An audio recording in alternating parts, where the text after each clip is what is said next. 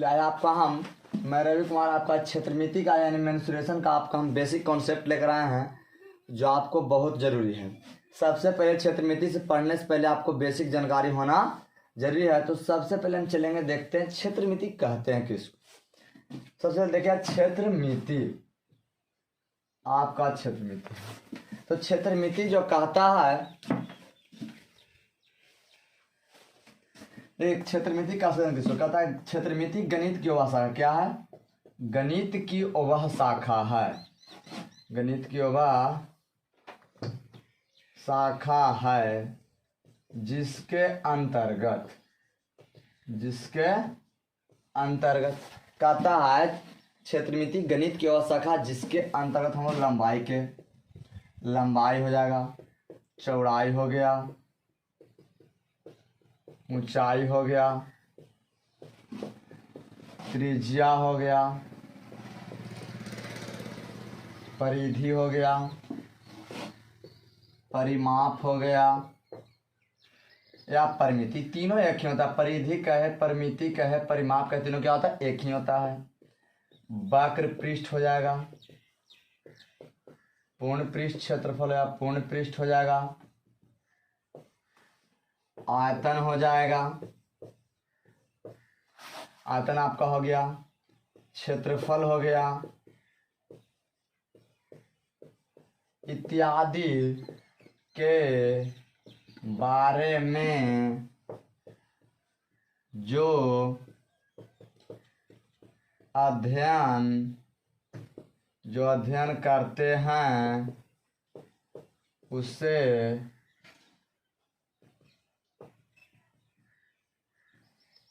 क्षेत्रमिति कहते हैं। उसे क्या कहते हैं? क्षेत्रमिति कहते हैं। जो गणित की क्षेत्रमिति का क्या क्षेत्रमिति कहते हैं किसको? क्षेत्रमिति गणित की वह शाखा है जिसके अंदर लंबाई, चौड़ाई, त्रिज्या, परिधि, परिमाप, परिमिति, वक्र पृष्ठ क्षेत्रफल, पूर्ण पृष्ठ क्षेत्रफल, आयतन, क्षेत्रफल इत्यादि के बारे में अध्ययन जो हम लोग करते हैं उसी को हम लोग क्या कहते हैं? क्षेत्रमिति कहते हैं। क्या कहते हैं? क्षेत्रमिति। तो सबसे पहले हम पढ़ेंगे क्षेत्रफल। इसमें पहला पॉइंट हम पढ़ेंगे क्या? क्षेत्रफल किसको कहते हैं? पहले क्षेत्रफल यानी एरिया। एरिया कहते हैं किसको? तो देखिए क्षेत्रफल कहते हैं किसको? कहता देखिए, मान लिया जाए कोई आपकी ऐसे एक देखिए डायग्राम होने वाला है। कहता है किसी समतल सतह के जो अंदर की जो आकृति होता है, जो क्षेत्र होता है, इसी अंदर के क्या है? क्षेत्र समान है। इसी क्षेत्र को हम लोग क्या कहते हैं? क्षेत्रफल कहते हैं। तो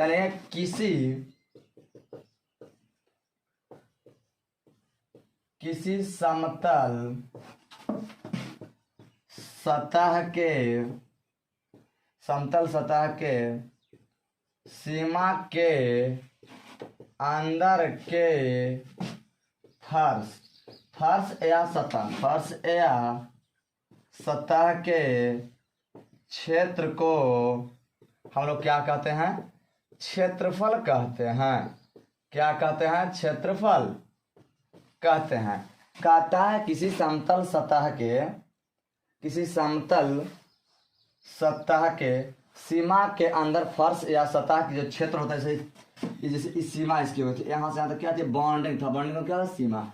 इसके अंदर जो भी जितना क्षेत्र होगा इस समय, उसी को हम लोग क्या कहेंगे? क्षेत्रफल कहेंगे। क्षेत्रफल को अगर देखा जाए तो क्षेत्रफल को कैपिटल ए या स्मॉल ए से सूचित करते हैं। किसे करते हैं? कैपिटल ए या स्मॉल ए से सूचित करते हैं। क्षेत्रफल का अगर मात्रक पूछा जाए, क्षेत्रफल का क्या अगर मात्रक पूछेगा तो इसकी मात्रक जो होती है वह आपका वर्ग इकाई होता है या इकाई स्क्वायर होता है। क्या होता है? वर्ग इकाई या इकाई स्क्वायर। अगर यहाँ पे अगर हमारा किसी की लंबाई या चौड़ाई अगर सेंटीमीटर में रहता तो हम लोग वर्ग सेंटीमीटर लिखते हैं। अगर वर्ग में अगर वही लिखता तो फिर सेंटीमीटर स्क्वायर हो जाता। अगर यही मीटर में रहता तो यह हम लोग क्या लिखते हैं? यहाँ पर वर्ग मीटर लिखते हैं। अगर यहाँ पर फिर मीटर स्क्वायर लिखते हैं। किलोमीटर था किलोमीटर, डेसी था डेसीमीटर लिखते हैं। कोई दिक्कत? अब उसके बाद आपका है, उसके बाद का जो टॉपिक है देखिएगा, उसके बाद आपका टॉपिक है परिमाप कहते हैं किसको, क्या है परिमाप। तो परिमाप को हम से कहते हैं मेजरमेंट, MESUREMENT, क्या होता है मेजरमेंट। क्या होता है मेजरमेंट, यानी परिमाप कहते हैं किसको। सेकंड में आप आएगा परिमाप। तो परिमाप कहते हैं किसको, ध्यान दीजिएगा। कहता है जो भी आकृति हो, जैसे मान ली यही आकृति है, क्या ये आकृति, कहता है इस आकृति के चारों ओर के जो कुल लंबाई होगा उसी को हम लोग क्या कहते हैं, परिमाप या परिमिति या परिधि कहते हैं। तो जिस आकृति, चाहे जो वैसा आकृति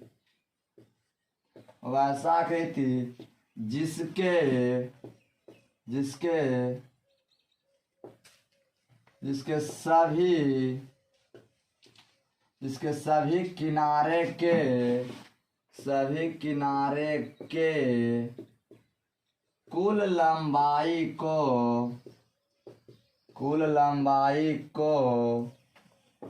परिमाप या परिमिति या परिधि कहते हैं। परिमाप या परिमिति या परिधि कहते हैं। इसका जो आपकी मात्रक होता है खाली इकाई होता है। क्या होता है, इकाई का है। अगर इकाई नहीं दिया है, अगर कुछ ना तो इकाई लिखेंगे।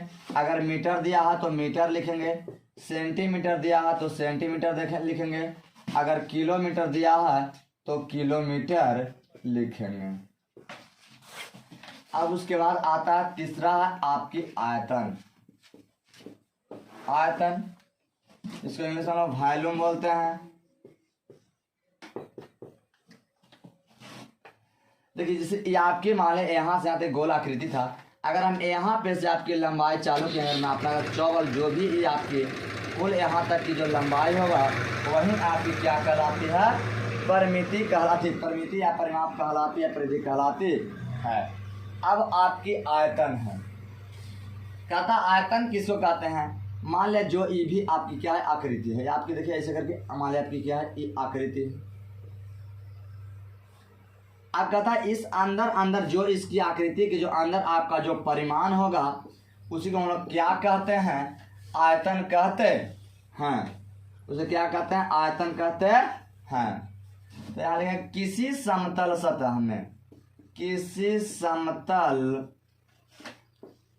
सतह के सीमा के अंदर, किसी समतल सतह के सीमा के अंदर जो फर्श या सतह के परिमाण होता है उसे आयतन कहते हैं। उसे क्या कहते हैं, आयतन कहते हैं। उसे आयतन कहते हैं। अगर देखा है तो आयतन को हम लोग भी के द्वारा सिद्ध करते हैं। किसके द्वारा, भी के द्वारा। अगर आयतन के मात्रक देखा जाए, क्या मात्रक, तो इसकी मात्रक अगर कुछ नहीं दिया है तो हम लोग घन इकाई लिखेंगे। क्या लिखेंगे, घन इकाई। अगर दे दिया है सेंटीमीटर तो घन सेंटीमीटर लिखेंगे। अगर मीटर दिया है तो आपको देखिए यहाँ पर घन मीटर लिखेंगे। क्या लिखेंगे, घन मीटर। अगर ये लिखना तो सेंटीमीटर का क्यू भी हम लिखेंगे। यहाँ पर मीटर का अगर क्यू ई भी आप लिख सकते हैं। ये इसी को हम लोग क्या कहते हैं, इकाई के पावर 3 होता है। क्या होता है, इकाई के पावर 3 होता है।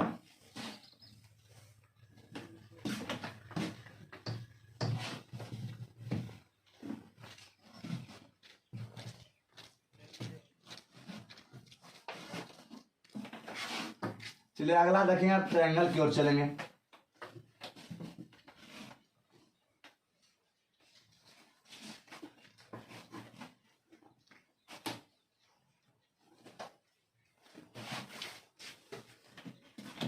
अगला आपकी टॉपिक है त्रिभुज। क्या है यहाँ पे, त्रिभुज है, जिसको इंग्लिश में लोग ट्रायंगल बोलते हैं। क्या बोलते हैं, ट्रायंगल।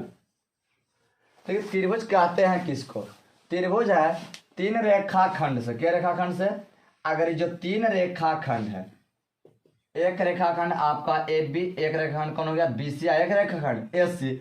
अगर यही तीन सतह से जो घेरा रहेगा सर आकृति को क्या कहते हैं, त्रिभुज कहते हैं। यानी तीन परिभाषा लिखेंगे कि तीन रेखा खंडों से घिरी हुई आकृति को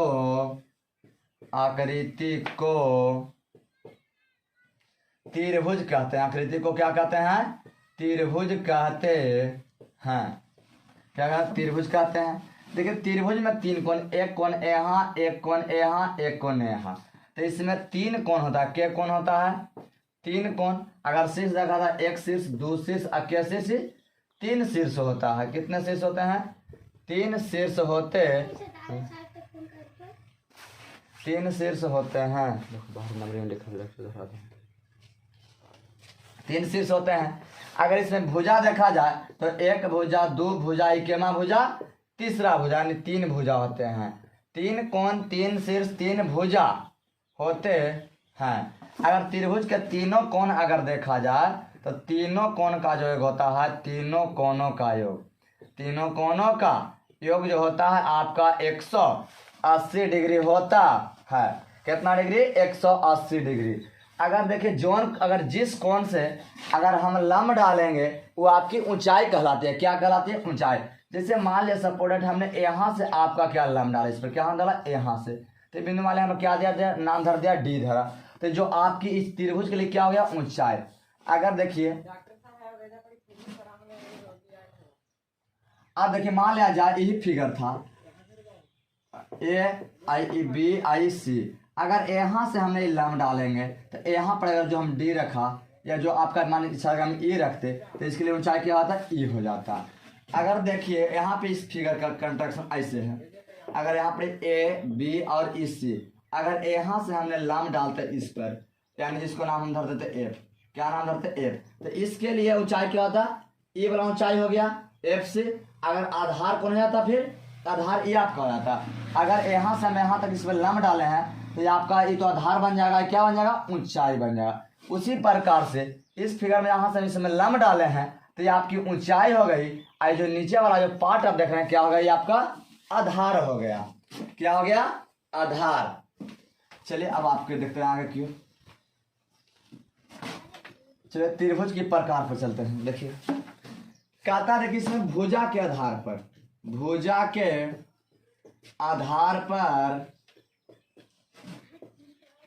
त्रिभुज तीन प्रकार के होते हैं। भुजा के आधार पर त्रिभुज तीन प्रकार के होते हैं। पहला आपका है समबाहु त्रिभुज। क्या है, समबाहु।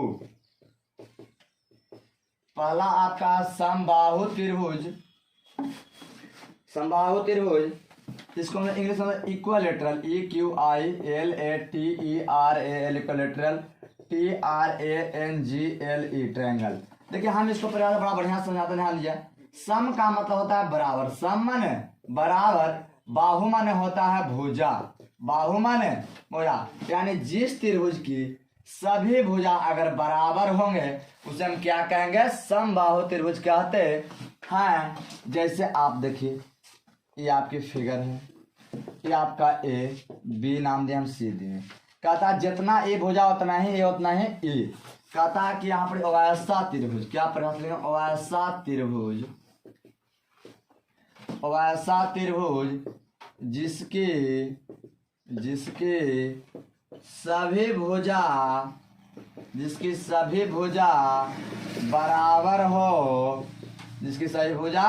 बराबर हो, उसे समबाहु त्रिभुज कहते हैं।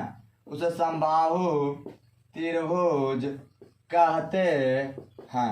उसे क्या कहते हैं, समबाहु त्रिभुज कहते हैं। अब देखिए समबाहु त्रिभुज का जो प्रत्येक कोण होता है, प्रत्येक कोण आपका 60-60 डिग्री का होता है। कितना डिग्री का, प्रत्येक कोण 60-60 डिग्री का होता है। यहाँ पर भी 60 डिग्री, यहाँ पर भी 60 डिग्री, यहाँ पर भी 60 डिग्री। अगर जिस त्रिभुज के सभी भुजा बराबर तो सभी कोण भी आपस में क्या होते हैं, बराबर होते हैं। अब देखिएगा, मान लीजिए हम इस कोण से अब यहाँ पे से हम इस पर लंब डाल रहे हैं BC पर, तो यहाँ पे क्या करेगा, ऊंचाई के काम करेगा, ऐसे नाम धर दिया, क्या रख दिया D, तो यहाँ क्या हो गया ऊंचाई। अगर आप पढ़िएगा तो समबाहु त्रिभुज का क्षेत्रफल, फॉर्मूला देखिए, समबाहु त्रिभुज का क्षेत्रफल बराबर फॉर्मूला होता है √3/4 गुना भुजा स्क्वायर। क्या होता है √3/4 गुना भुजा स्क्वायर। अब देखिए समबाहु त्रिभुज की अगर ऊंचाई पूछे, समबाहु त्रिभुज की अगर ऊंचाई पूछा जाए तो आपका ये √3/2 गुना क्या होता है, भुजा होता है। अब देखिए अगर किसी भी अगर 3 रेखाखंड 3 कोण वाला है तो अगर उसकी परिमिति पूछाती है, 3 भुजा वाला है, अगर उसकी परिमिति पूछा जाता तो जितना भुजा करेगा उतना ही भुजा के योग कर देना, आपकी परिमिति निकल जाएगा। जैसे त्रिभुज की परिमिति, तो त्रिभुज की परिमिति, चलिए से समबाहु त्रिभुज की परिमिति का है, परिमाप का है, परिधि का सब एक ही होता है। तो हम लिखें क्या 3 गुना भुजा, क्या लिखें 3 गुना भुजा। अगर यहाँ थोड़ा सा आइएगा इस पे, अगर देखिए इसमें अगर पूछता त्रिभुज के परिमिति तीनों भुजाओं का योग, तीनों भुजाओं का योग होता है, तीनों भुजाओं का योग, किसका परिमिति, यानी त्रिभुज का परिमिति बराबर तीनों भुजाओं का योग होता है। अगर त्रिभुज का आपका क्षेत्रफल पूछता तो त्रिभुज का क्षेत्रफल बराबर फॉर्मूला होता है, त्रिभुज का क्षेत्रफल बराबर 1/2 गुना आधार गुना ऊंचाई। बी का मतलब होता है आधार, है हिंदी में 1/2 गुना आधार और गुना क्या होता है ऊंचाई। और देखिए ऊंचाई अगर नहीं देगा तो आपको शीर्ष लंब भी दे सकता है, क्या शीर्ष लंब, ऊंचाई या शीर्ष लंब होता है। और उसके बाद देखिए आपको आता है समद्विबाहु त्रिभुज।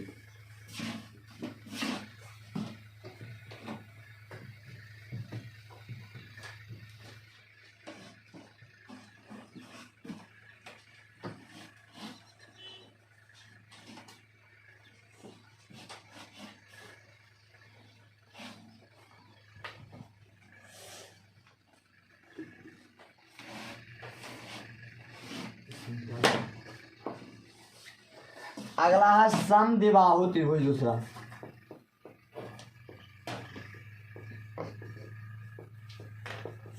समद्विबाहु त्रिभुज, देखिए समद्विबाहु त्रिभुज आता है, इसको नहीं बोलते हैं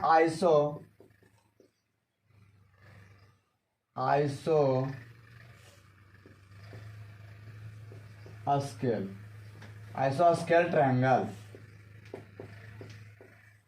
समद्विबाहु त्रिभुज, देखिए सम के मतलब होता है बराबर, सम माने बराबर, द्वि का मतलब होता है 2 और बाहु माने क्या होता है भुजा। देखिए इसकी परिभाषा हो गई कि वैसा त्रिभुज जिसकी 2 भुजा बराबर हो उसे क्या कहते हैं, समद्विबाहु त्रिभुज कहते हैं।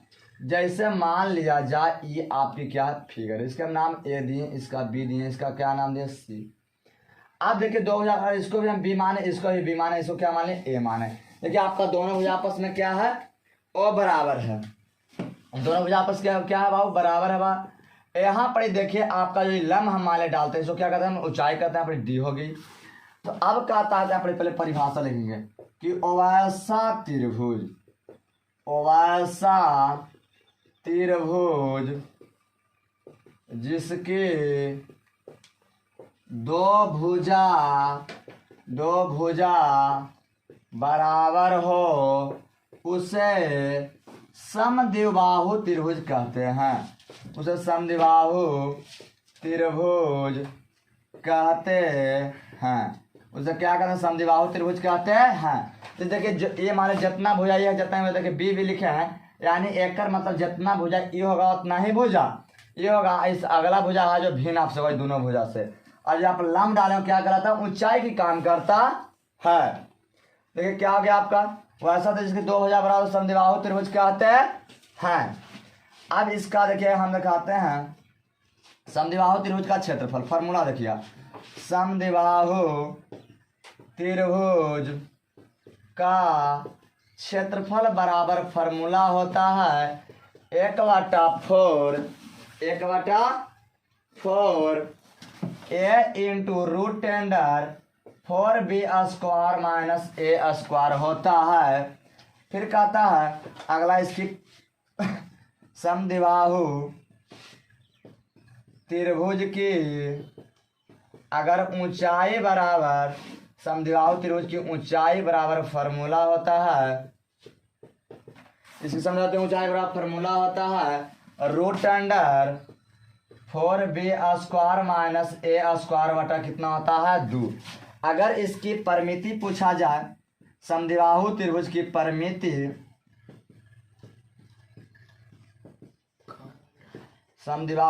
परिमिति बराबर फॉर्मूला होता है a plus b plus B, यानी तीनों भुजाओं का योग।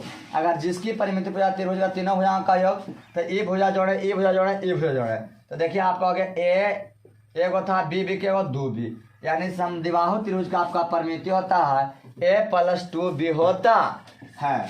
अगला देखा जाए विषमबाहु त्रिभुज।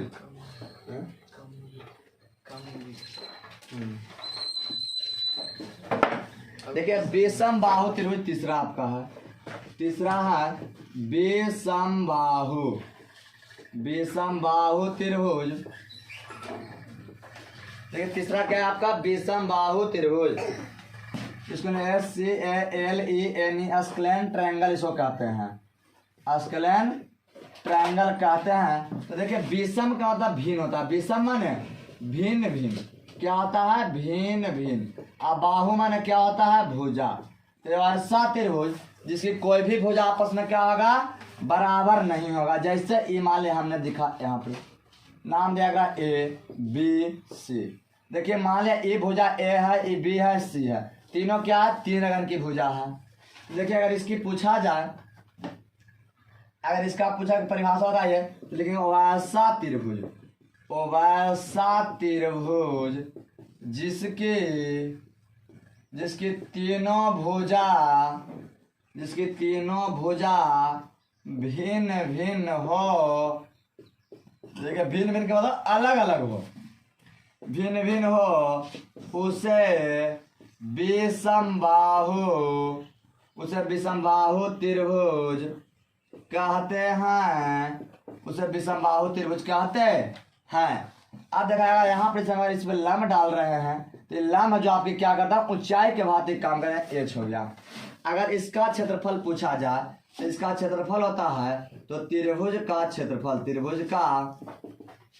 1/2 गुना आधार गुना ऊंचाई होता है, 1/2 गुना आधार गुना ऊंचाई। अगर ऊंचाई यहाँ पर नहीं लिखेगा तो आपके शीर्ष लंब भी दे सकते हैं, ऊंचाई इसको बोले, दोनों क्या होता है एक ही होता है, ऊंचाई या शीर्ष लंब होता है। देखिए अब तीनों भुजा 3 अंक का रहे तो इसको हम हीरोन के सूत्र से लिखते हैं। क्या हीरोन के सूत्र का क्षेत्रफल निकालते हैं, हीरोन सूत्र से। देखिए आपका इसमें होता है एस का मतलब होता है अर्ध परिमाप, क्या होता है अर्ध परिमाप। त्रिभुज के अर्ध परिमाप को हम किस द्वारा सिद्ध करते हैं, एस के द्वारा सिद्ध करते हैं। अब तीनों भुजा दे रखा, तीनों भुजा देखिए क्या दे रखा है आपका, दे रखा है एस बराबर a प्लस बी प्लस सी, ये दोनों भुजा के जोड़ कर दूसरा भाग आता ना हमारा अर्ध परिमाप होगा।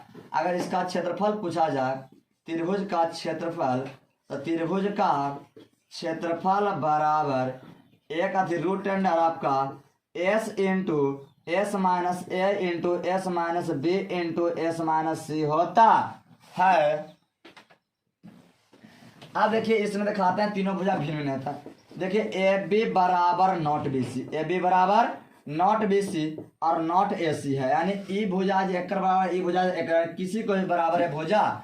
मैंने अगर इसमें आप देखना चाहते थे तो आप यहाँ देखते हैं कि भुजा हम कैसे लिखते हैं, यानी भुजा ही ए बी के बराबर भुजा कौन था ए सी था, लेकिन आपकी तीसरा भुजा ने बी सी था जो आपका बराबर नहीं था। अगर इसमें आपको हमारे समबाहु त्रिभुज हो जाता, क्या था समबाहु, इसको नाम ए बी और सी, तो समबाहु त्रिभुज आप दिखा सकते थे कि ए बी बराबर बी सी बराबर ए सी, यानी तीनों भुजा आपस में क्या होता बराबर रहता, उसको हम क्या कहते हैं समबाहु त्रिभुज।